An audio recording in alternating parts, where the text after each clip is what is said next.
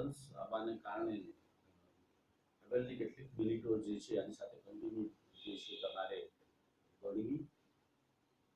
ઘોડિયાઘરની યોજના જે મૂકવામાં આવી, ઘોડિયાઘરની યોજનાની અંદર જે છે એ એટલા માટે યોજના મૂકવામાં આવી કે એક પરિવારમાં જો બેન હોય તો માતા પિતા જે છે ખેતરે જતા રહે અને એના પાછળના જે નાના ભાઈ ભાંડુઓ છે એ સાચવવાની જવાબદારી બહેનો ઉપર આવતી હતી અને એના કારણે બહેનો જે છે એ સ્કૂલે નહોતી જતી. હું ક્યાંક સર્વેમાં જે છે બહાર અને એના પરિણામે સરકારે જે છે એ બાળકોને સાચવવાની જવાબદારી ઘોડિયા ઘર દ્વારા જે છે એ લેવાની શરૂ કરી. એની પાછળનું તથ્ય એ હતું કે એ છોકરીઓ સ્કૂલ સુધી જાય. તો આવી યોજના જે છે એ છઠ્ઠી પંચવર્ષીય યોજનાની અંદર દાખલ કરવામાં આવી. સાતમી યોજનામાં જાતીય પૂર્વગ્રહવાળા શિક્ષણને દૂર કરવા અભ્યાસક્રમોનું પુનઃ ઘડતર કરવા. પ્રાથમિક, માધ્યમિક, ઉચ્ચ અભ્યાસક્રમમાં કન્યાની નોંધણીને અગ્રતા આપવામાં આવી. મફત કન્યા કેળવણી યોજના અમલમાં મૂકવામાં આવી. જે અત્યારે ચાલી રહી છે મફત કન્યા કેળવણી, એ યોજના અમલ મૂકવામાં આવી. આઠમી યોજનામાં અગાઉના કાર્યક્રમો ઉપરાંત સ્ત્રી શિક્ષણના વિકાસ માટે નવી યોજનાઓ દાખલ કરવામાં આવી. એમાંય ખાસ કરીને ઉચ્ચ શિક્ષણમાં સ્ત્રીઓ માટે અનામતની જોગવાઈ અને ફી માફીની યોજના સ્ત્રી શિક્ષણ માટે પ્રોત્સાહન બની. નવમી પંચવર્ષીય યોજના 1997-2002 માં સ્ત્રીનો દરજ્જો નક્કી કરવા માટે કેન્દ્રવર્તી પાસા તરીકે સ્ત્રીઓના સશક્તિકરણને સ્વીકૃતિ મળી. આ યોજનામાં સામાજિક અને આર્થિક વિકાસ તથા પરિવર્તનના વાહક તરીકે સ્ત્રીઓનું તેમજ સામાજિક રીતે નબળા અને વંચિત સમૂહો જેવા કે અનુસૂચિત જાતિઓ, આદિજાતિઓ, અન્ય પછાત વર્ગો અને લઘુમતીઓનું શિક્ષણ સશક્તિકરણ બાબતે આવરી લેવામાં આવ્યું. 2001 ના વર્ષને સ્ત્રી સશક્તિકરણ વર્ષ તરીકે ઘોષિત કરવામાં આવ્યું. મિત્રો ખાસ યાદ રાખજો, ક્યારેક જીકે માં જે છે આપને પૂછવામાં આવે કે સ્ત્રી સશક્તિકરણનું વર્ષ કયું ઘોષિત કરવામાં આવ્યું હતું, તો 2001 માં એ વર્ષને સ્ત્રી સશક્તિકરણના વર્ષ તરીકે ઘોષિત કરવામાં આવ્યું હતું. ભારતમાં સ્ત્રી સશક્તિકરણની રાષ્ટ્રીય નીતિ ઘડવામાં આવી. 20 માર્ચ 2001 ના રોજ ભારત સરકારે સ્ત્રી સશક્તિકરણની રાષ્ટ્રીય નીતિ અપનાવી. સ્ત્રી સશક્તિકરણની રાષ્ટ્રીય નીતિ ક્યારે અપનાવવામાં આવી હતી એવો ક્યાંય પણ તમને જીપીએસસી અથવા યુપીએસસી અથવા પોલીસ એવા પ્રશ્ન પૂછી શકે છે. તો 20 માર્ચ 2001 ના રોજ જે છે એ આ નીતિ અપનાવવામાં આવી. 10મી પંચવર્ષીય યોજના સ્ત્રી સશક્તિકરણની યોજના કેટલામી યોજના અંતર્ગત સ્ત્રી સશક્તિકરણ શબ્દને પ્રયોજવામાં આવ્યો, આવું જો તમને પૂછવામાં આવે તો એની અંદર તમારે 9મી પંચવર્ષીય યોજના જે છે એ યાદ રાખવાની. 9મી પંચવર્ષીય યોજના માર્ચ મહિનો 20 માર્ચ 2001. આટલી વસ્તુઓ જે છે તમે ક્યાંક નોંધી લેજો, જેથી કરીને ક્યાંક સ્પર્ધાત્મક પરીક્ષાઓની અંદર કદાચ આજે હું તમને કહું છું, આજે તમને ખબર નહીં હોય, કદાચ ક્લાસમાં હો તો હું આ પ્રશ્ન પહેલા તમને પૂછત તો તમે બીજાના મોઢા જોત, તમને ખબર ના હોત કે આ વસ્તુ ક્યારે મૂકવામાં આવી. અને આ બાબતની 100% ખ્યાલ છે. તો આ 9મી પંચવર્ષીય યોજના અંતર્ગત કરવામાં આવી. 10મી પંચવર્ષીય યોજનાના અંદર જેન્ડર ગેપ ઘટાડવા માટેના બાળ મરણ, માતૃ મરણ પ્રમાણ ઘટાડવા માટેના લક્ષ્યાંકોને આવરી લેવામાં આવ્યા. આપણે ત્યાં બાળ મરણનું પ્રમાણ વધુ હતું. કુપોષિત બાળકો જન્મે એના કારણે બાળ મરણ થાય, બાળકનો જન્મ થાય એની પહેલા જ બાળકનું મૃત્યુ થાય. સાથે સાથે માતૃ મરણ એટલે કે કુપોષિત સ્ત્રી હોવાને કારણે ડિલિવરી વખતે માતૃ મરણનો સંખ્યાનો આંક પણ એવડો જ હતો. તો એ માતૃ મરણ ઘટાડવા માટે મિત્રો અત્યારે કદાચ તમને ખબર હશે, જો તમે આંગણવાડીની મુલાકાત લીધી હશે તો આંગણવાડીમાં સ્ત્રી જે છે એ પ્રેગ્નેન્ટ થાય છે ત્યારથી લઈને એનો ખ્યાલ રાખવાની શરૂઆત સરકાર કરે છે. 6,000 રૂપિયાની એક સ્કીમ છે જેની અંદર પ્રથમ હપ્તો 2,000, 2,000, 2,000 એમ ત્રણ હપ્તામાં સરકાર પૈસા આપે છે. એ સરકાર પૈસા એમનેમ નથી આપતી, એ માતાઓ માટે કંઈક પોષણક્ષમ આહાર પ્રોવાઈડ કરવા માટેની યોજના છે. એટલે કે માતાઓ જ્યારે ગર્ભવતી થાય, પેટમાં બાળક જ્યારે એના હોય ત્યારે એ જે છે એ બાળક સક્ષમ બને એના માટેની આ યોજના જે છે એ દાખલ કરવામાં આવેલી.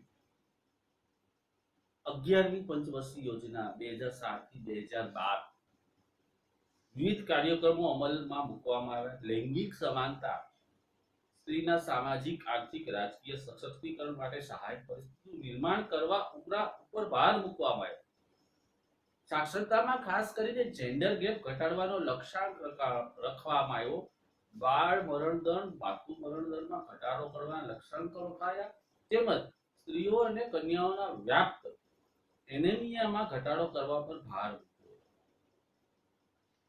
લિંગ પ્રમાણ ઊંચું લઈ જવા તેમજ સરકારી યોજનામાં લાભાર્થીઓ 33% સ્ત્રીઓ હોય તે બાબતને આવરી લેવામાં આવી. વિભિન્ન પંચવર્ષીય યોજનાઓ અને તેમાં સ્ત્રી શિક્ષણને કાર્યક્રમો, સ્ત્રી શિક્ષણ ધીમે ધીમે એકધારી વૃદ્ધિ થઈ જે નીચેની સંખ્યાત્મક સાહિત્ય પરથી સ્પષ્ટ થાય છે. અહીંયા એક કોષ્ટક આપેલું છે. મેં તમને પહેલા કીધું કે હું કોઈ આંકડાની ચર્ચા તમારી સાથે કરવા માંગતો નથી. આંકડાઓની ચર્ચા જે છે એ તમે જે છે એ કરી શકો છો, વાંચી શકો છો.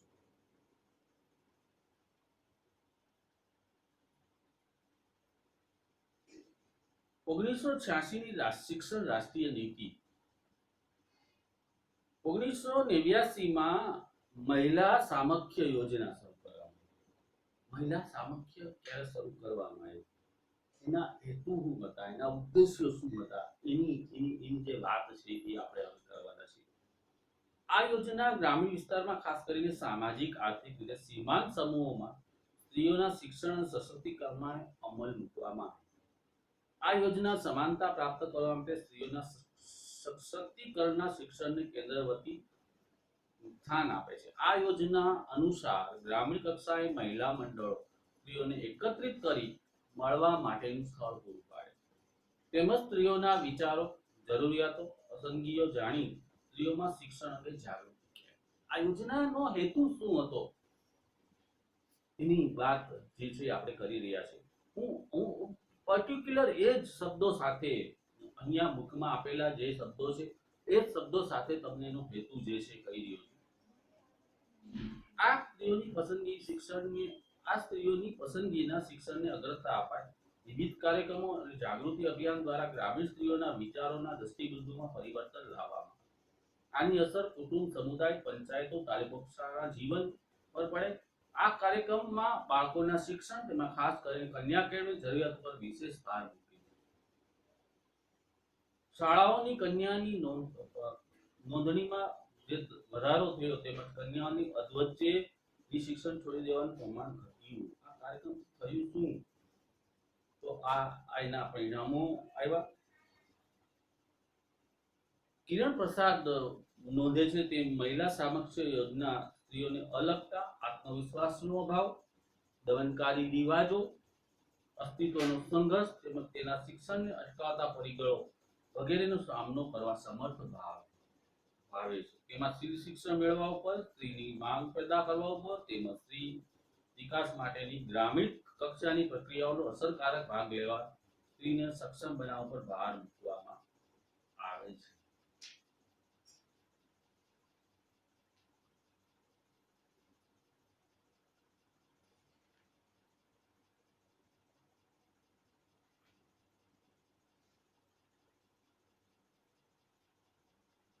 મિત્રો આ બધી વાતો જે છે એ વાતો જે છે તમે કદાચ જે છે તમે વાંચીને પણ યાદ રાખી શકશો.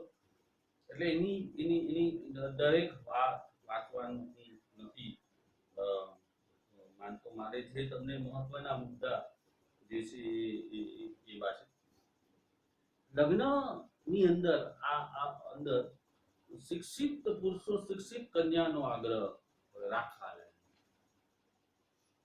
એના પરિણામે એવું બન્યું કે મા બાપો જે છે એ પોતાની છોકરીને ભણાવવા લાગ્યા.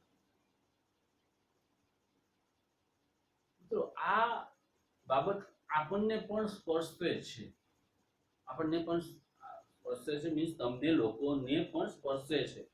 અહીંયા ઘણા બધા વિદ્યાર્થી મિત્રો એવા છે જે માત્ર બીએ બીકોમ જ થવું છે, એટલા માટે થવું છે કે માર્કેટમાં જે મૂર્તિયાઓ છે એ મૂર્તિયાઓ ભણેલા છે અને એને 10 પાસ કે 12 પાસ છોકરીઓ નથી જોતી, એને ગ્રેજ્યુએશન વાળી છોકરીઓ જોઈએ છે, ઉચ્ચ અભ્યાસ વાળી છોકરીઓ જોઈએ છે. એટલા માટે તમે ક્યાંક ને ક્યાંક ભણતરનું સ્થાન જે છે ઊંચું ગયું. મિત્રો આ બાબત મને કહેતા જરા પણ સંકોચ નથી થતો, કારણ કે મને ખબર છે ક્લાસની અંદર આ એપ્રોચ થી ભણવા વાળા પણ ઘણા બધા હશે, અથવા આ એપ્રોચ થી મા બાપ ભણાવતા હશે, આ એપ્રોચ થી એના મા બાપ જે છે ભણાવતા હશે, એવા મિત્રો પણ અહીંયા ક્લાસમાં હશે. તમે તો કહેશો કે ના અમારે ખેતી છે, અમારે કશું જરૂર નથી. રિયલાઇઝ હકીકતલક્ષી વાતો જ્યારે આપણે જોવા જઈએ ત્યારે કદાચ આવું પણ આની અંદરથી જોવા મળે. તો આ મુદ્દો જે છે ખાસ કરીને સ્ત્રી શિક્ષણ ઉપર ખાસ કરીને ભાર જે છે એ મૂક્યો. સ્ત્રી શિક્ષણની સ્ત્રીના દરજ્જા ઉપર અસરો કેવી આવી એની આપણે કેટલાક મુદ્દા અસર વાત જે છે હવે કરશું. કેવી અસરો આવી છે, જેટલું પણ સ્ત્રી શિક્ષણ વધ્યું, હું એમ નથી કહેતો કે આપણે બહુ બધું અચીવમેન્ટ કરેલું ના, એક કેવો આંકડો જે છે આપણી સામે આવ્યો કે ભાઈ બોર્ડની અંદર ટોપ 10 માં 8 વિદ્યાર્થીની હોય અને 2 ભાઈઓ હોય. એ જે આંકડો આપણે અચીવમેન્ટ કરી શક્યા એ આંકડો સૂચવે છે શિક્ષણમાં વધારો થયો છે. શૈક્ષણિક દરજ્જામાં સ્ત્રીનું સ્થાન ઊંચું ગયું છે એ આંકડો સૂચવે છે. એને આપણે માનવું જ પડશે. તો આવો આપણે એમાં કેટલાક મુદ્દાઓ સાથેની જે ચર્ચાઓ છે એ ચર્ચાઓ કરી. પેલું આત્મનિર્ભરતા,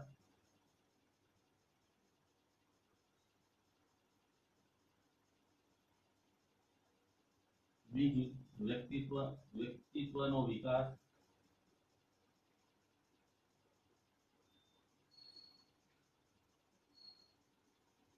ત્રીજું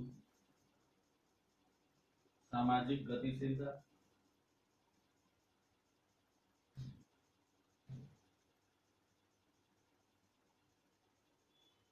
ચોથું હક્કો પ્રત્યેની સભાનતા,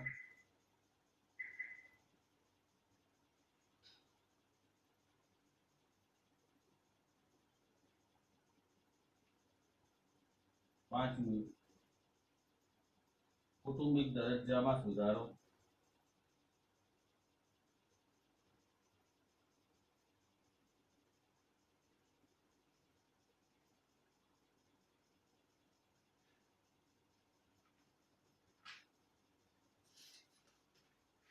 છઠ્ઠું લગ્ન ક્ષેત્રે દરજ્જો ઊંચો આવ્યો,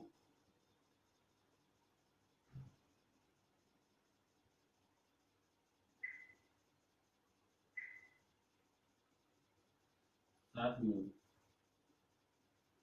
જાહેર પ્રવૃત્તિઓમાં સહભાગીપણું,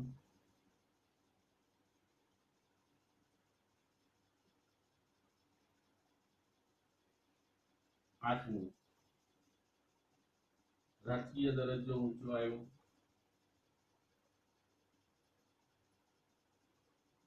નેતૃત્વનો વિકાસ થયો,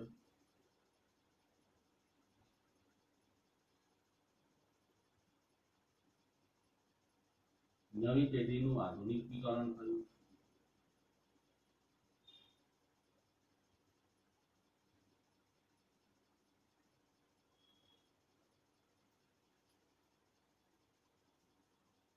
તો 10 મુદ્દા આપણને અહીંયા દેખાતા હશે. 11નો મુદ્દો જે છે હું અહીંયા લખું છું.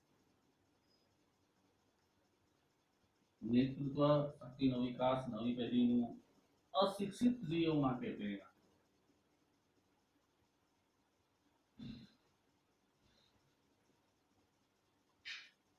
અને 12મું સંકટો સાથે સામનો કરવાની શક્તિ.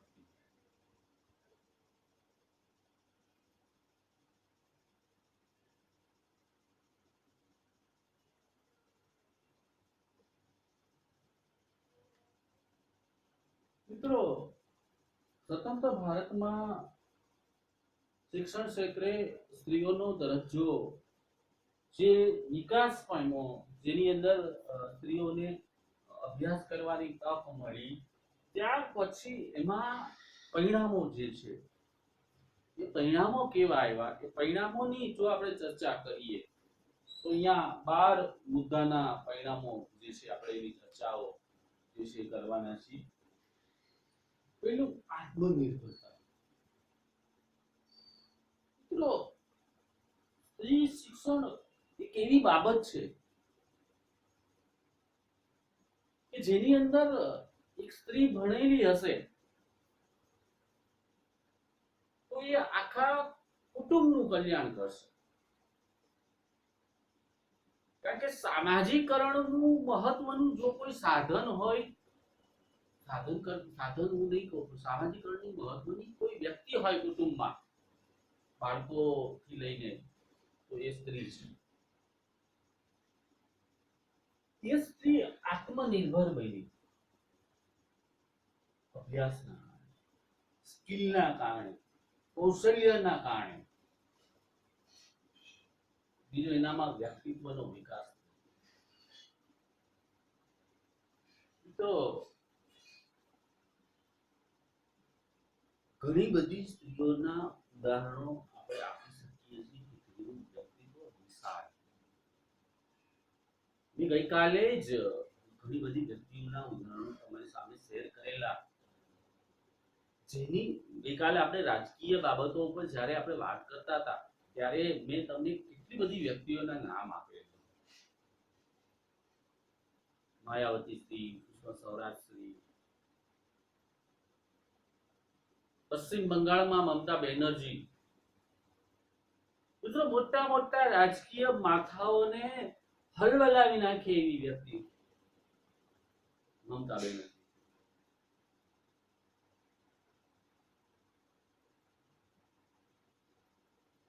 ઇસરોમાં છેલ્લી જે ઉપગ્રહ મૂકવામાં આવ્યો નેતૃત્વ સ્ત્રીઓએ કર્યું.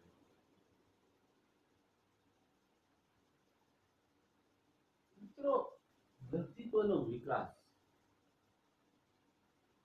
આજે ઘણા બધા બહેનો આપણી કોલેજમાંથી જ પોલીસ, એસઆઈ કે પીઆઈ કે પીએસઆઈ ની પોસ્ટ ઉપર છે. એ ગામડામાંથી, નાના ગામડાઓમાંથી આવતા બહેનો નો વ્યક્તિત્વનો વિકાસ થયો. તો ભાઈ ગઈકાલે તમને વાત કરેલી કે 120 બહેનો અમારા ત્યાં ક્લાસમાંથી આવતા, તેમાંથી 20 બહેનો છેલ્લે રહ્યા. એ 20 માંથી 3 બહેનો છેલ્લી ભરતીમાં પસંદગી પામ્યા છે અને આજે ટ્રેનિંગ લઈ રહી છે. વ્યક્તિત્વનો વિકાસ સ્ત્રીઓમાં. મામલતદાર, નાયબ મામલતદાર, કલેક્ટર, ડિસ્ટ્રિક્ટ રાજકોટ કલેક્ટર રમ્યા મોહન. મિત્રો, લોકડાઉન દરમિયાન રાતના 12, 1 વાગે, 2 વાગે, 3 વાગે જ્યારે મજૂરોને ટ્રેનો, સ્પેશિયલ ટ્રેનો દ્વારા મોકલવામાં આવતા હતા, ત્યારે એ જે કલેક્ટરની કામગીરી હતી મેં જોયેલી છે. ઘણી વખત ત્યાં જે છે સેવા કરવા જવાનું થતું હતું. ચા પાણી, મારું ઘર જે છે રેલવે સ્ટેશનથી નજીક, એટલે ત્યાં અધિકારીઓ માટે, અન્ય કોઈ વ્યક્તિઓ માટે, ક્યારેક આપણે ત્યાં 10-10ની કોઈ ટીમ આવી એના માટે અસંખ્ય વખત ગયેલો છું. ત્યારે કલેક્ટર શ્રીને 24 કલાક કામ કરતા એક સ્ત્રીને કોરોના કાળમાં આ રીતે કામ કરતા મેં જોઈ છે. વ્યક્તિત્વનો વિકાસ, એ વ્યક્તિત્વનો વિકાસ ક્યાંથી થયો? એજ્યુકેશનના કારણે. મિત્રો, મેં ગઈકાલે પણ તમને વાત કરી હતી કે બે ચોપડી કે એક કૌશલ્ય વાંચી લેવાથી તમારા વ્યક્તિત્વનો વિકાસ નથી થતો. કૌશલ્ય વાંચી લેવાથી માત્ર બીએ બીકોમ થવાય છે, પણ ક્લાસ એજ્યુકેશન નું મહત્વ એ જ છે કે તમારી કેળવણી કરવાની છે. મારે તો હું કેજી થી લઈને માસ્ટર ડિગ્રીના છોકરાઓને ભણાવવાનો મને અનુભવ છે. એમએસડબલ્યુ માં પણ ભણાવતો હતો અને મારી ચોટીલામાં શાળાથી નાનું પ્લે હાઉસ હતું. એક શિક્ષકની જવાબદારી માત્ર ને માત્ર તમને આ મુદ્દાઓ સમજાવી દેવા અથવા મુદ્દાઓ ભણાવી દેવા એટલી નથી. એની સાથે સાથે તમારી કેળવણી કેમ થાય, તમારી જે પર્સનાલિટી છે પર્સનાલિટીમાં ડેવલપિંગ કેમ થાય, એ રિસ્પોન્સિબિલિટી પણ શાળા અથવા શિક્ષકની રહેલી છે. એવું હું પ્રત્યક્ષ રીતે માનું છું. એટલા માટે જ ઘણી વખત મારા ક્લાસમાં જે છે એ પ્રશ્નો જે છે આપને વધુ પૂછતો હોઉં, ઘણી વખત ઉદાહરણો વધુ આપતો હોઉં, ઘણી વખત કોઈ સ્ટોરી પણ તમારી સાથે શેર કરતો હોઉં. ઘણી વખત આપણે વિષય બહારની વાતો પણ કરતા હોઈએ છીએ. એ શું કામે કરીએ છીએ? શા માટે એને જોડીને જોઈએ છે? કોઈ ઘટનાને બીજી ઘટના સાથે જોડીને જોવાનો જે પ્રયત્ન હું તમને કરાવવા માંગુ છું, એ શા માટે કરાવવા માંગુ છું? એ એટલા માટે હું તમને કરાવવા માંગુ છું કે ક્યાંક તમારા વ્યક્તિત્વનો, ક્યાંક તમારી પર્સનાલિટીનો જે છે એ વિકાસ થાય. મિત્રો, હું હજી પણ આપ સૌને વિનંતી કરું છું, કદાચ આપને ખોટું લાગે તો આઈ એમ વેરી વેરી સોરી, પણ ગ્રેજ્યુએશન પછી પણ આપણી ગુજરાતી ભાષા આપણે સુધારતા નથી. મિત્રો, આઈ રિક્વેસ્ટ, આપ ઘરે જે પણ બોલતા હો, પણ આપની બહારની બોલી જે છે, ભાષા અને બોલી એ અલગ વસ્તુ છે. આપણી જે બોલી છે એ બોલી આપણે ક્યાંક સુધારવી પડશે. આપણે માર્કેટમાં કામ કરું, પાર્ટ ઓફ પર્સનાલિટી બોલી છે, પાર્ટ ઓફ પર્સનાલિટી. મેં તમને કીધું, હું પણ તમારી જેમ ત્યાં જસદણમાંથી જ આવેલો, નાના ગામડાઓમાંથી સરકારી સ્કૂલમાંથી ભણેલો જ વ્યક્તિ છું. હું કોઈ સ્પેશિયલ ઇંગ્લિશ મીડિયમ સ્કૂલોમાં હજારો રૂપિયા ભણીને ભરેલો માણસ નહીં. કોલેજ સરકારી કરેલી છે, બધું સરકારી. છતાં પણ આપણી જે બોલી છે એ આપણે સુધારી શકીએ છીએ. પાર્ટ ઓફ પર્સનાલિટી છે. અને જો આપણે 3 વર્ષ સુધી એજ્યુકેશન લઈએ અને પાર્ટ ઓફ પર્સનાલિટીના પાર્ટ, એક સિમ્પલ પાર્ટ જેમાં લોકોને આપણે ખબર પડી જઈએ, એ આપણી બોલી પણ આપણે ન સુધારી શકીએ. તો આજથી જ શરૂઆત કરો. મેં આની પહેલા પણ ક્લાસમાં આપને કહ્યું, ને હજી પણ હું આપને કહું છું કે આપણે પાર્ટ ઓફ પર્સનાલિટી, આપણું વ્યક્તિત્વ જે છે એ સુધારવાનું છે. એક સાદું ડ્રેસઅપ ને તમે કઈ રીતે ડ્રેસઅપ કરો છો એ મહત્વનું. કોઈ બ્રાન્ડેડ કપડાની જરૂર નથી, બ્રાન્ડેડ વસ્તુ વાપરવાની જરૂર નથી. તમે સાદગીમાં પણ એટલા સરસ મજાના લાગી શકો છો. પણ પાર્ટ ઓફ પર્સનાલિટીનો પહેલો પાર્ટ જે આપણે બોલી છીએ એ આપણામાં સુધારો કરો. અને એ સુધારો એજ્યુકેશન દ્વારા થઈ શકે છે. આપણા વિસ્તારમાં આપણા તળપદી શબ્દોનું એટલું બધું ચલણ છે, અને આપણે એટલા બધા તળપદી શબ્દ બોલીએ છીએ. એન, હાલ, હું, અલ્યા, એ ઘરે ચાલે. તો માર્કેટમાં તમે જ્યારે જાઓ છો, માર્કેટમાં જ્યારે તમે કામ કરવાના છો, ત્યારે તમારે તમારી ચોક્કસ લેંગ્વેજ હોવી જોઈશે, બોડી લેંગ્વેજ હોવી જોઈશે. એ શીખવાનું શાળાઓમાં છે. વ્યક્તિત્વનો વિકાસ, તો મને કોઈ શીખવાડ્યું નહીં.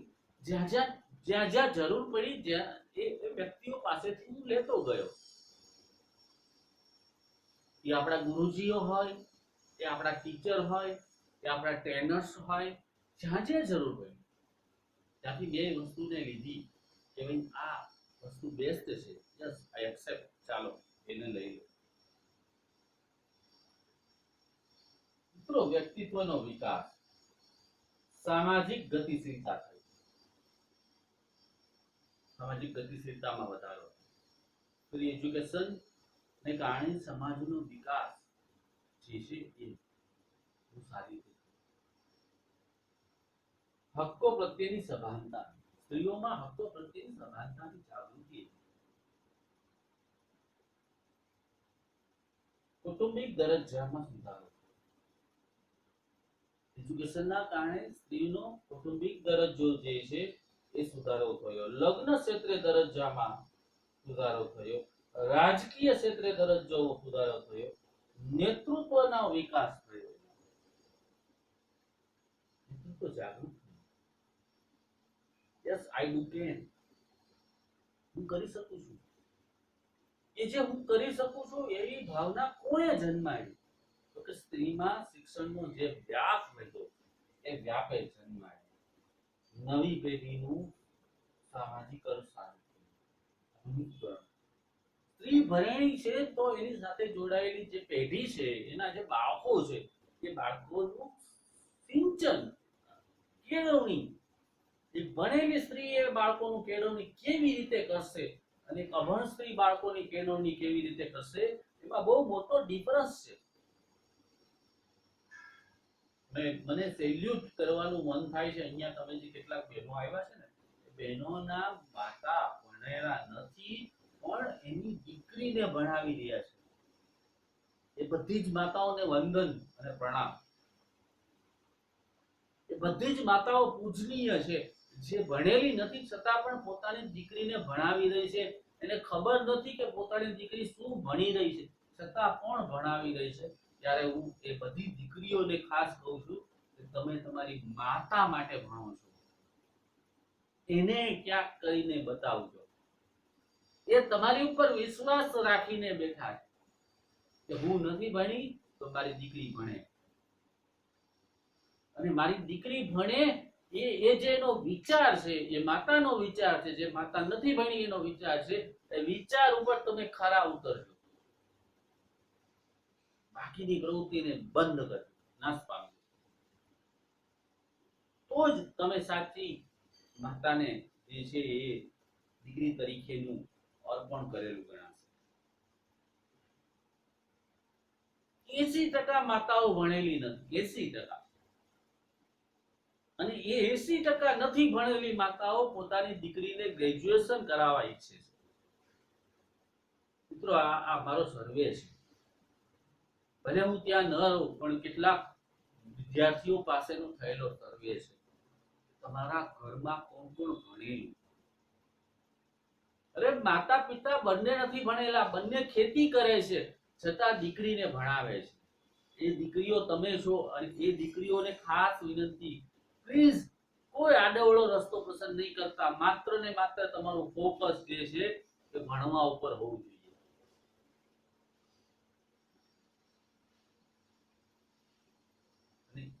એ તમે ભણીને બતાવો, એ તમે કંઈક પોસ્ટ કરીને બતાવો, પોસ્ટ ઉપર જઈને બતાવો, ત્યારે તમારી માતાને જે ગૌરવ થશે, ત્યારે એની જે છાતી ગદગદ થશે, એ ઘટના તમારા માટે બહુ મોટી હશે.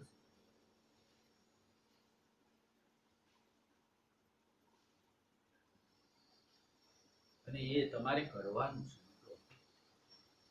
આજે હું એક વડીલ તરીકે, એક તમારા ગુરુજી તરીકે જે છે આપને સલાહ આપી છે. અને આ વાત જ્યારે એકલા હો ત્યારે વિચારજો કે હું જે વાત તમારી સમક્ષ મૂકી રહ્યો છું એ વાત ખરેખર સાચી છે કે ખોટી. એકલા હો ત્યારે વિચારજો, મનને કહેજો કે હું ક્યાંક આડે ઊંધું તો નથી કરતી ને, હું ભણવામાં ધ્યાન આપું છું કે નહીં.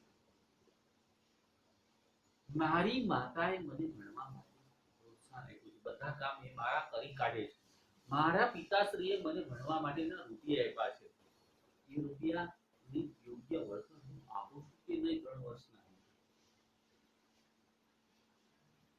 મિત્રો, મોજ મસ્તી કરવા માટે એ લોકોએ તમને મોકલ્યા જ નથી. ચાલ દીકરી, તું જા મોજ મસ્તી કરીને પાછી આવતી રહે. કેટલાક કેસીસ ને હું જ્યારે જોઉં છું કોલેજની અંદર, આઈ એમ શોકિંગ. બિચારા ગરીબ વાલીઓ આવે અને રડવા લાગે અને દીકરીને લઈને. મને બહુ દુઃખ થાય છે. શું આજ આપણું સામાજિકરણ છે? શું આજ આપણી સંસ્કૃતિ છે? મિત્રો, મૂવીની અસરો છે, સિરિયલની અસરો છે. મૂવી અને સિરિયલોની અસરોમાંથી બહાર નીકળો.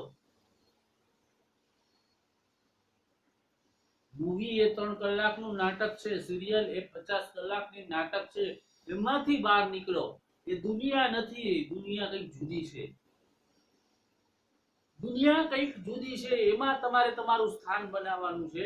એ સ્થાન બનાવવા માટે તમારા ગરીબ માતા પિતા, ખેતી કરતા માતા પિતા, તડકામાં મજૂરી કરતા, કાળી મજૂરી કરતા માતા પિતા તમને ભણાવે છે અને સરકાર એમાં ક્યાંક તમને પ્રદાન સ્કોલરશીપ આપે છે.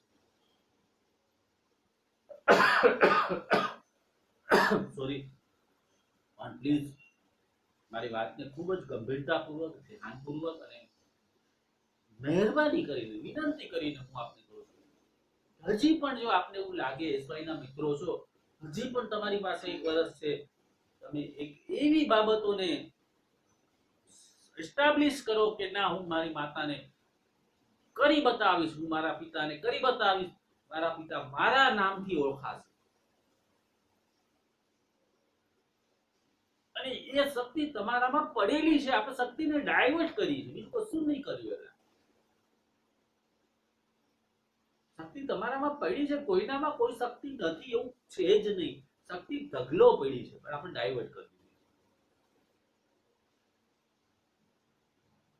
તો ડાયવર્ટ થયેલી શક્તિને ફરી પાછી કેન્દ્રિત કરો અને એજ્યુકેશનમાં લગાડો.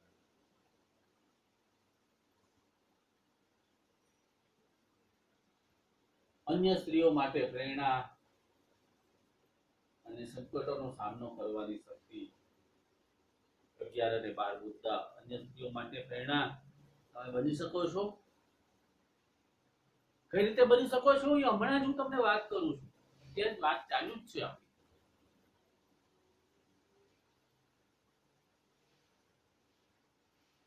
મિત્રો,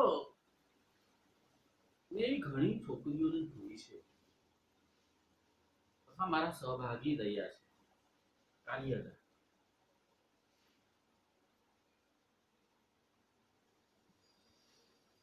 કે જેણે પોતાનો ગોલ, પોતાના માતા પિતા માટેનો ગોલ જે છે કરી બતાવ્યો. અને એના કારણે બીજી સ્ત્રીઓને પણ પ્રેરણા જે છે એ મળે છે. અને એજ્યુકેશન છે એ સંકટો સામે સામનો કરવાની શક્તિ આપે છે. તો ઠોઠ નિશાળિયા હો, તમારામાં કોઈ સ્કિલ ના હોય અને અને અને તમારે કંઈક પ્રોબ્લેમ થાય લાઈફમાં, તો તમે શું કરવાના? ઘરના કામ કરવાના, વાસણ ઉટકવા જવાના.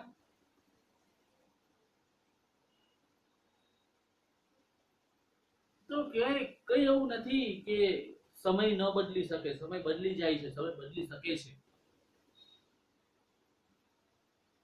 અને એટલા માટે જ આપણે ત્યાં, આપણે કરતા અમેરિકામાં, બ્રિટનમાં, લંડનમાં, એની અંદર છોકરો 14 વર્ષનો થાય કે છોકરી 14 વર્ષની થાય એટલે એની સ્વતંત્રતા ઉપર છોડી દેવામાં, તમે કમાઓ અને તમે ખાઓ. અને આપણે ત્યાં 22 વર્ષનો ઢગો થાય તો પણ એને ધૂમ બાઇક લઈને ફરતો, બાપાના પૈસા મોજ કરતો. અને જ્યારે પરિસ્થિતિ વિકટ આવે ત્યારે એ ભાઈ સલવાય. પછી શોર્ટકટ રસ્તાઓ ગોતે પૈસા કમાવાના, અને એ શોર્ટકટ રસ્તાઓમાં ઘણા બધા લોકો ગામ છોડીને જતા રહે દેવાઓ કરી. મિત્રો સ્કિલ છે એ જ પૈસા કમાવાનો રસ્તો, શોર્ટકટ કોઈ નથી દુનિયામાં. શોર્ટકટ 2 દિવસ માટેનો હોય પણ એ કોઈ દિવસ શક્ય નથી કે શોર્ટકટ થાય. સ્કિલ હશે તો તમને ગમે ત્યાંથી ગમે તે રીતે ગમે તે પ્રમાણે લોકો ગોતતા ગોતતા આવશે. યસ, મારે તમારી જરૂર છે, ચલો આવો. તો સ્કિલ નો જમાનો છે, હજી હું તમને કહું છું સ્કિલ નો જમાનો છે. તમારી પાસે સ્કિલ હોવી ખૂબ જ જરૂરી છે.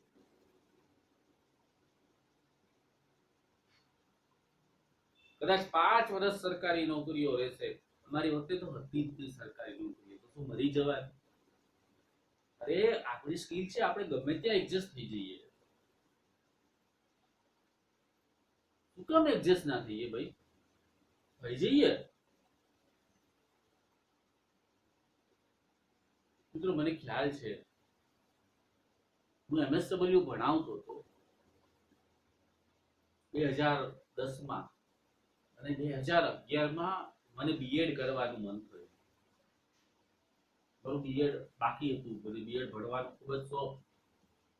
જે તે સમયે બીએડમાં એડમિશન ન મળ્યું, અને એડમિશન મળતું તો 2.5 લાખ રૂપિયા મારે દેવા પડતા હતા, જે મારી પાસે હતા નહીં. એટલે 2011માં થોડા પૈસાની વ્યવસ્થા થઈ, એટલે મને એવું થયું કે ચાલો આપણે હવે બીએડ ભણી લઈએ. એટલે 2011માં હું જે મારી ચાલુ નોકરી હતી યુનિવર્સિટીની સાથે માન્યતા વાળી, એ નોકરીમાં મેં રિઝાઇન કરી અને હું બીએડ ભણવા માટેની શરૂઆત કરી. હવે પ્રશ્ન એ હતો કે કમાવાનું જ્યાંથી મેં શરૂ કર્યું, જ્યાંથી હું સમજણો થયો, એટલે ધોરણ 8 થી 8-9માંથી મેં કમાવાનું શરૂ કર્યું. 300 રૂપિયાની પહેલી જોબ મારી હતી. મહિને મને 300 રૂપિયા આપતા, એવી જોબ હું કરતો. પછી બીએડ કરવાનું શરૂ કર્યું. પછી બીએડમાં થોડા દિવસ ગયો, પછી મને એવું લાગ્યું કે સાથે સાથે કમાવું પણ પડશે, એટલા બીએડથી તો કામ નહીં ચાલે. 1 વર્ષનું બીએડ, 1 વર્ષ સુધી તો આપણે કંઈ કશું કમાઈ નહીં અને ભણ્યા જ રાખીએ તો એ તો યોગ્ય નહીં. કારણ કે હું એકલો અહીંયા રહેવાનું, મારે મારું પૂરું કરવાનું, પહેલેથી જ નિયમ કે બાપા પાસે પૈસા નહીં લેવાના. ત્યાં સુધી બાપાને આપ્યા હતા, હવે 1 વર્ષ સુધી ના આપું, અને હું અહીંયા 35-40 હજાર રૂપિયા ફી ભરું, ભણવાનું કરું, તો શું કરું? એટલે મેં વિચાર્યું કે હું કંઈક જોબ શોધીશ. એટલે એની પહેલા હું જે છે એ કોમ્યુનિટી સાયન્સ સેન્ટર રેસકોર્સ રાજકોટમાં 4 વર્ષ જોબ કરીને આવ્યો હતો વિજ્ઞાન કેન્દ્રમાં. એ વિજ્ઞાન કેન્દ્રના ડાયરેક્ટર શ્રી બીજુભાઈ ભરાડ, એમની જોડે 4 વર્ષ કામ કર્યું. મારા ગુરુ, અમને કોઈ પણ પરિસ્થિતિમાં કામ કરવા માટેની તૈયારી કેવી કરવી એ અમને ગુણ પહેલેથી આપી દે. એટલે એમને ફોન કરવાનો થયો. એમને ફોન કર્યો કે સાહેબ આ પરિસ્થિતિ છે ને મેં બીએડ જોઈન કર્યું છે, તો મારે એક જોબની જરૂર છે. એટલે મને રાજકોટની ભરાડ બ્રાન્ચ ઉપર બોલાવવામાં આવ્યો. બીજુભાઈ ભરાડ મને નહોતા મળ્યા, પણ એમના સન જતીનભાઈ ભરાડ, એ ખૂબ જ સુંદર અને શીખવા જેવા માણસ. એમના મિસિસ શોભનાબેન ભરાડ, એ બંને મળ્યા. મને કહ્યું કે તમે અહીંયા અત્યારે ડેમો લેક્ચર જે છે એ લઈ લો. એ લોકો કેમેરામાં ડેમો લેક્ચર મારો જોવા માટે બેસી ગયા. મેં ધોરણ 10માં સામાજિક વિજ્ઞાન મને આપવામાં આવ્યું હતું. ધોરણ 10માં સામાજિક વિજ્ઞાન ભણાયું, ધોરણ 11માં સામાજિક વિજ્ઞાન ભણાયું, ધોરણ 12માં સામાજિક વિજ્ઞાન ભણાયું. 2 દિવસ સુધી મેં ભણાયું. 2 દિવસ સુધી ભણાયું એટલે એમને મારો જે ક્લાસ કંટ્રોલ હતો, એ ક્લાસ કંટ્રોલ અને વિદ્યાર્થીઓની જે રુચિ દેખાડી, એ રુચિ એના ધ્યાનમાં. બીજા દિવસે હું જ્યારે ગયો ત્યારે મને ઓફિસમાં બોલાવવામાં આવ્યો. ઓફિસમાં હું જઈને ઉભો રહ્યો. મને એવું હતું કે કંઈક મારો ફોલ્ટ હશે એટલે મને ઓફિસમાં બોલાવ્યો હશે, હમણાં મને ઢગલો સૂચનાઓ મળશે. એટલે બોલાવ્યો, બેસાડ્યો. અને જતીનભાઈ ભરાડે એવું મને કીધું કે પરેશભાઈ તમારું કામ જે છે એમને બહુ જ ગમ્યું. Thank you sir. મને એમ થયું કે નોકરી પાકી આપે અને ભણાવવું એ મારો વિષય, ભણાવવું મને બહુ ગમે. મને એમ થયું ચલો ભરાડમાં ભણાવવાની તક મળશે, નોકરી પાકી એટલે આપણે ભણાવશું ત્યાં.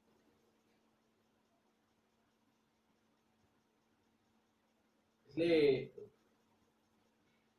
બેસાડ્યો ને મને બોલાવ્યો ને મારી સાથે વાત કરી. મને શું વાત કરી, મને એવું કીધું કે પરેશભાઈ અમારે તમારો ઉપયોગ જે છે એ બીજી જગ્યાએ કરવો છે, તમે હા પાડો તો.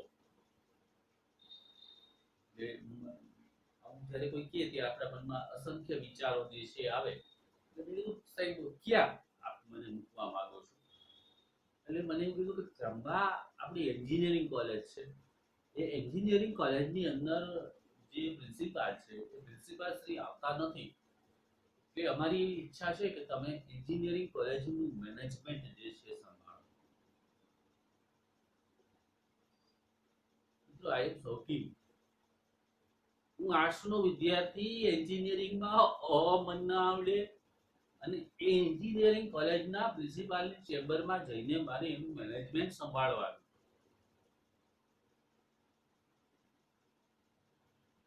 મિત્રો મેં 5 મિનિટ રાહ જોઈ આવતો, 5 મિનિટ રાહ જોઈ. મેં કીધું યસ સર, આપ જે આપની સૂચના છે એ પ્રમાણે હું સંભાળીશ. ફાઇન. એન્જિનિયરિંગ એટલે અંગ્રેજી માધ્યમમાં ભણેલા વિદ્યાર્થી મિત્રો 1400 ની સંખ્યા.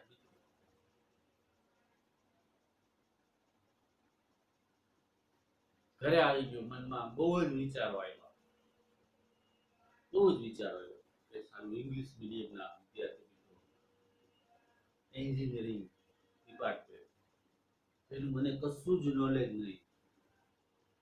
એ વસ્તુ મારે આવતીકાલથી સંભાળવાની.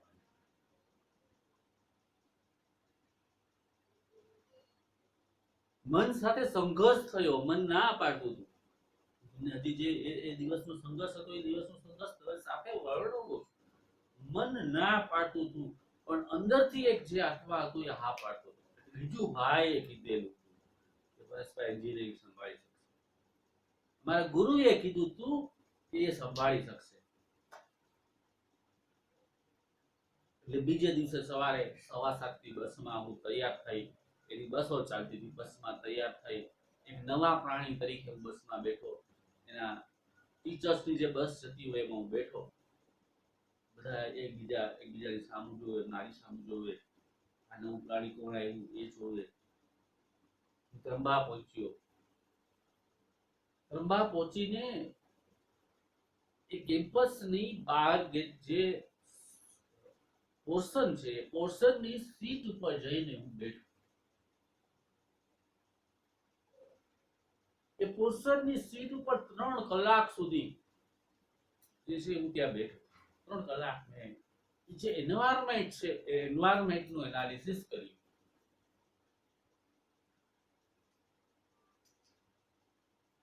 ત્યાંના લોકોને પણ ખબર નહીં કે આ શું માટે આવ્યા છે.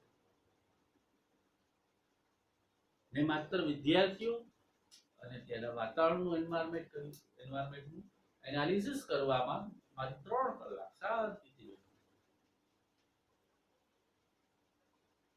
એન્જિનિયરનો ટાઈમ સવારે 7:30 થી હોય અને બપોરે 2 વાગે એન્જિનિયરિંગ કોલેજ પૂરી થાય. એવડો મોટો ટાઈમ એમાં ભણવાનો હોય. પછી હું ચક્કર મારવા નીકળ્યો. કોઈ મિત્ર નહીં મારો, કોઈ મિત્ર નહીં, કોઈ જાણીતું નહીં, કોઈ મિત્ર નહીં, કોઈ ફેકલ્ટીનું જ્ઞાન નહીં. 3 કલાક, આફ્ટર 3 કલાક પછી હું ત્યાં એ કેમ્પસની અંદર એક રાઉન્ડ મારવા માટે ગયો. એટલે કેમ્પસનો આખો રાઉન્ડ જે છે એ મેં માર્યો.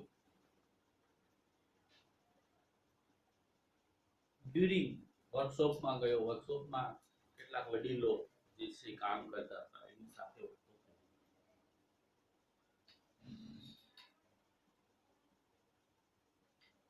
એક દિવસ મારો જતો રહ્યો, સાંજે હું આવ્યો ત્યારે મને એમ લાગ્યું કે સારું આ આપણા લાયક વસ્તુ છે નહીં, પણ હવે આપણે બીડું પાડી જ લીધું છે તો આપણે એ કરવાનું જ છે.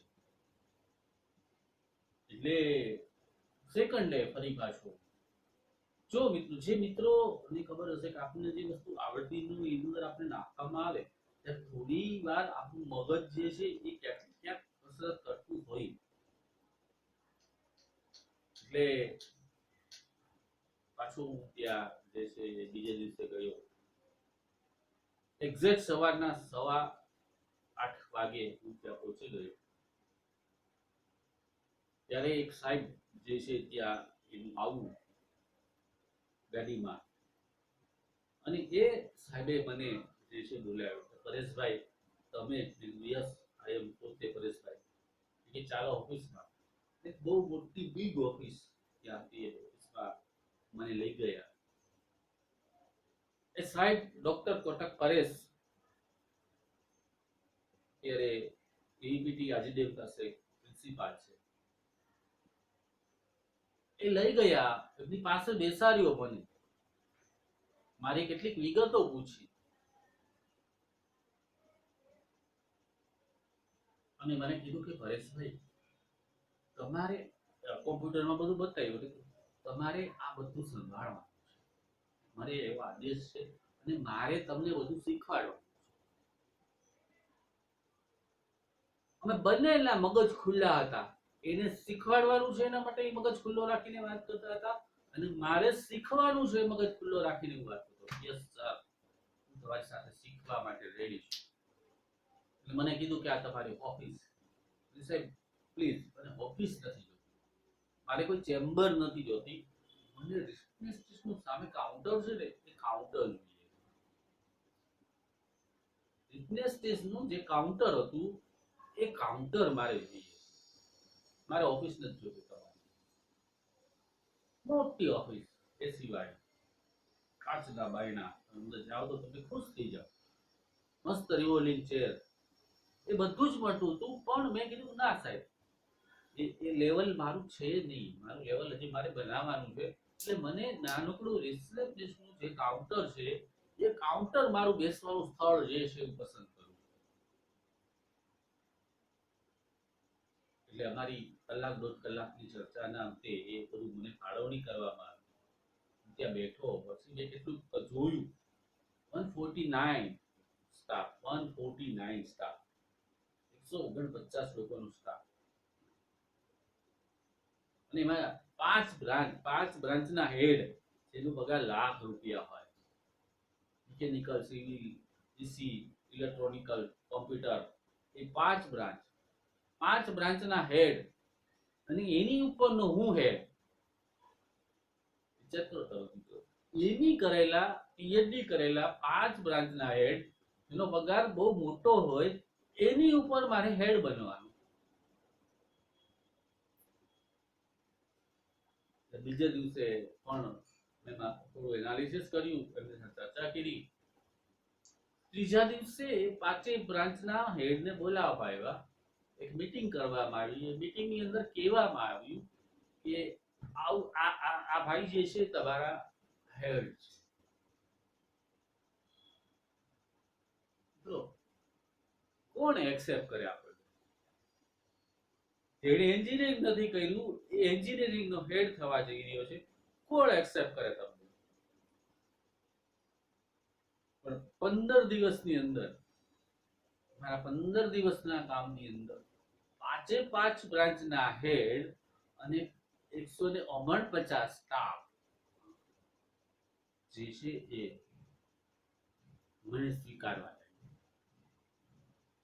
15 દિવસની મહેનતની અંદર 5 બ્રાન્ચના હેડ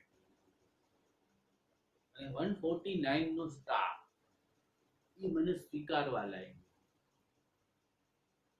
અને મિત્રો હદ તો હું એટલા મારા વખાણ એટલા માટે કરતો, હું તમને વખાણ કરવાની વાત નથી, પણ તમે ક્યાં ફિટ બેસી શકો છો, તમારું વ્યક્તિત્વ શું કરે, તમે કેમ તમે ગમે ત્યાં ફિટ બેસી શકો, એના માટેની આ વાતો. અને હદ તો ત્યાં સુધી કે એની જેટલી લેબો છે ને એ લેબોનું બધું જ વસ્તુઓ મને ખબર, એના જેટલા પ્રેક્ટિકલ છે, સબમિશન છે, વાઇવા છે, બધું મને ખબર. અને 1200 વિદ્યાર્થીઓ એન્જિનિયરિંગમાં તોફાનો, 1200 વિદ્યાર્થીઓ તોફાનો કરે ને, એક બધી બિગ તોફાની અંદર માત્ર એકલો વચ્ચે ઉભો રહી એ લોકોને બનાવવા આવ્યો. થોડા બોટલીઓ ઉઠતી હોય, બધા બીપીએલ હોય, બહુ પૈસાવાળા લોકો હોય, એની વચ્ચે જઈને હું એની સાથે વિદ્યાર્થી સાથે સંવાદ કરું. આજે એન્જિનિયરિંગના જે કોઈ વિદ્યાર્થીઓ મને મળે છે, હવે ફેસબુક દ્વારા મળીએ છીએ, અમે ક્યારેક રૂબરૂ મળીએ છીએ, ક્યારેક આમના પણ મળીએ છીએ. મિત્રો એ આજે પણ બની એના સર ગણે છે, ઓ સર તમે એન્જિનિયરિંગનું ભણાવવાનો છો. ઘટના એવી બની કે ધીમે ધીમે હું મિકેનિકલ એન્જિનિયરિંગમાં ભણાવવા લાગ્યો. મિકેનિકલ એન્જિનિયરિંગમાં એક મેનેજમેન્ટ વિષય આવે, સેમિસ્ટર 6માં મેનેજમેન્ટ વિષયના કોઈ પ્રાધ્યાપક નહોતા અમારી જોડે, જતા રહ્યા. મેં સાહેબને જઈને કીધું કે સાહેબ આવતીકાલથી હું મિકેનિકલમાં ભણાવું તો કેવું રહે? મને કે સાહેબ ઇંગ્લિશ મીડિયમ છે. સાહેબ હું રોજ તૈયારી કરું, ઇંગ્લિશ મીડિયમ છે પણ મને ખબર છે હું ઇંગ્લિશ મીડિયમનો સ્ટુડન્ટ નથી, પણ હું રાત્રે દરરોજ તૈયારી કરી. મેં એક શિક્ષકને પકડ્યા, એક શિક્ષક પાસે રાત્રે જાઉં, એક ચેપ્ટર તૈયાર કરું, એક ચેપ્ટરની પીપીટી બનાવું અને સવારે હું મારો ઇંગ્લિશમાં ત્યાં લેક્ચર લેવા. છોકરાઓએ કીધું કે સાહેબ બહુ સરસ ભણાવે છે. ઇંગ્લિશ મીડિયમના છોકરાઓ, મિકેનિકલ ભણતા છોકરાઓ એ મારું લેસન ભણતા હતા. મિત્રો હદ થઈ ગઈ, ખૂબ ખૂબ ટ્રસ્ટી જે છે ખુશ થઈ ગયા. એન્જિનિયરિંગની જેટલી વસ્તુઓ હતી, એન્જિનિયરિંગનું જેટલું મેનેજમેન્ટ હતું, એન્જિનિયરિંગની અંદર જેટલી એજન્સીઓ આવે, એન્જિનિયરિંગની અંદર એઆઈસીટી આવે, જીટીયુ આવે, એઆઈસીટી જીટીયુ તો એના કામો જે છે એ બધા જ મોટી. તો આ બધી વસ્તુઓ ત્યારે પોસિબલ બને હું તમારા જ જેવા વિસ્તારોમાં, તમારી જ આપણી જે વ્યક્તિત્વ છે એ વ્યક્તિત્વ શિક્ષણ ઘડે છે. આ બધી ઘટના કરવા પાછળ હું તમને એ કહું છું કે આપણું જે વ્યક્તિત્વ છે એ શિક્ષણ દ્વારા ઘડાય છે. તમારા જે વિચારો છે એ શિક્ષણ દ્વારા ઘડાય છે. તમે કેવા વિચારો કરો છો, પોઝિટિવ વિચાર સાથે તમે કોઈ પણ ફિલ્ડમાં જશો, તમારું વ્યક્તિત્વ સારું હશે, તમારી ભાષા સારી હશે, તમારી બોલી સારી હશે, યુ કેન ડુ, તમે ચાલશો યાર. ના શું ચાલે, બધું જ ચાલે. તો આ વાત મેં તમારી સમક્ષ મૂકી. નવા વિડીયોમાં આપણે નવું ચેપ્ટર જે છે પછી ચાલુ કરવાના છીએ. ત્યાં સુધી આપની વચ્ચેથી રજા લઉં. આઈ હોપ કે આપને મારી વાતમાં જે છે એ મજા આવી હશે.